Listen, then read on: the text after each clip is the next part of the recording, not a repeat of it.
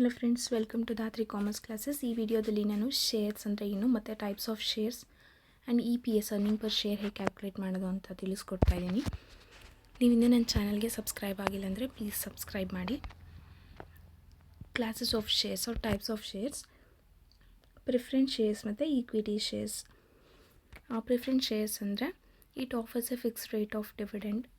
Preference ಶೇರ್ಸ್ಗೆ there is a preference for dividend, ಅಂದರೆ fix rate of ಡಿವಿಡೆಂಡ್ನ ನಾವು ಪೇ ಮಾಡಬೇಕಾಗುತ್ತೆ. ಪ್ರಿಫರೆನ್ಸ್ ಶೇರ್ಸ್ಗೆ right to get capital on winding up before anything is paid to the equity share holders.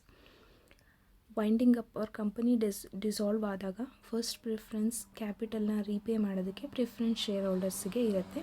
Equity share holders preference share holders ಶೇರ್ಸ್ನ repay ಮಾಡಿ ಆದಮೇಲೆ ತೊಗೊಬೇಕಾಗತ್ತೆ. Rights ಇರುತ್ತೆ preference share ಹೋಲ್ಡರ್ಸಿಗೆ.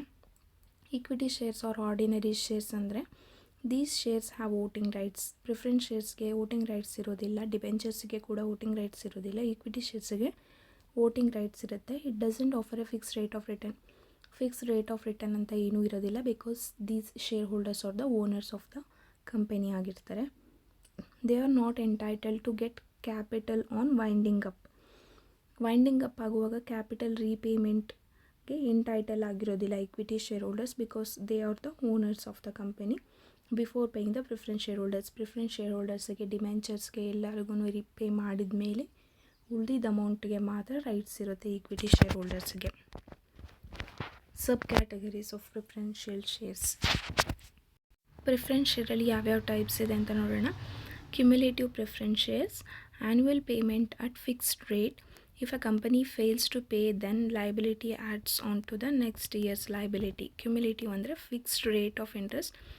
Debentures preferential share ಹೋಲ್ಡರ್ಸ್ಗೆ ಕೊಡಲೇಬೇಕಾಗಿರುತ್ತೆ. ಅದನ್ನು ಕೊಡೋದ್ರಲ್ಲಿ ಕಂಪನಿ ಏನಾದರೂ ಫೇಲ್ ಆದರೆ ನೆಕ್ಸ್ಟ್ ಇಯರಿಗೆ ಅದು ಟ್ರಾನ್ಸ್ಫರ್ ಆಗುತ್ತೆ, ಆವಾಗಾದರೂ ಪೇ ಮಾಡಲೇಬೇಕಾಗುತ್ತೆ. Non cumulative annual payment at fixed rates. If the company fails to pay in the current year liability shall not be carried to the next year. Current year ಲಯಬಿಲಿಟಿನ next ಇಯರಿಗೆ carry forward ಮಾಡೋ ಹಾಗಿಲ್ಲ. Non cumulative ಆದರೆ redeemable. These shares can be redeemed either after a specific period or a giving due notice by the share holders. These shares can be redeemed ಅಂದರೆ redeem ಆಗಬೇಕು after a specified period.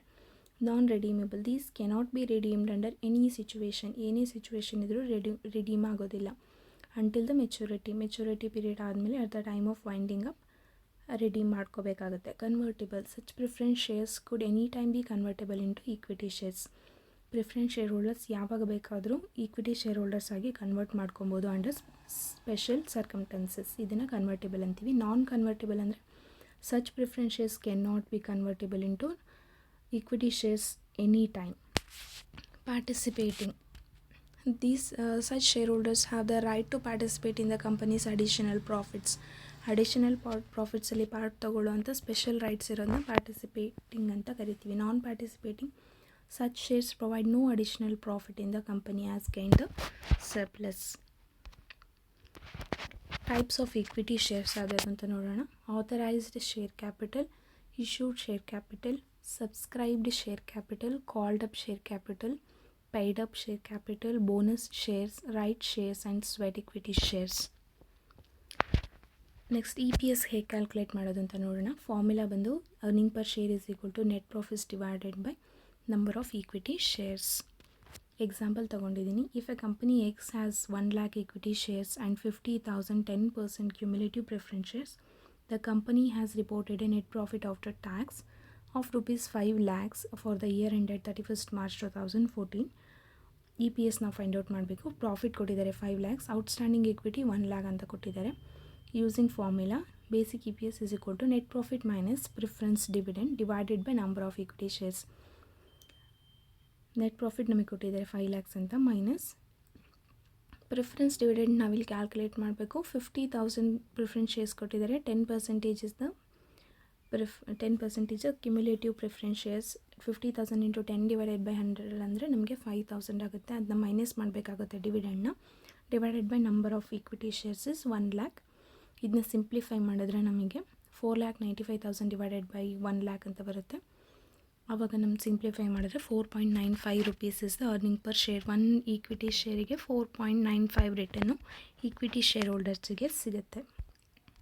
Thanks for watching.